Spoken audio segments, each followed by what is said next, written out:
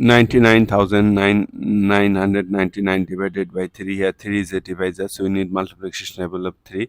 3 times 0, 0, 3 times 1, 3, 3 times 2, 6, 3 times 3, 9, 3 times 4, 12, 3 times 5, 15. To find out the multiplication table of 3, just add 3.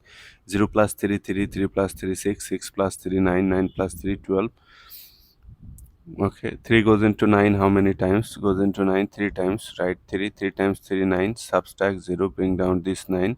0 9 means 9. 3 goes into 9 how many times? 3 times. 3 times 3 9.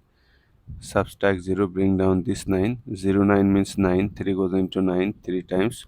3 times 3 9. Subtract 0. Bring down this 9.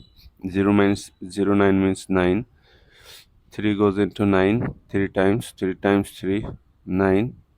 Subtract 0, bring down this 9. 0 9 means 9. 3 goes into 9 how many times? 3 times. 3 times 3 9. Subtract 0. So our answer is 33,333.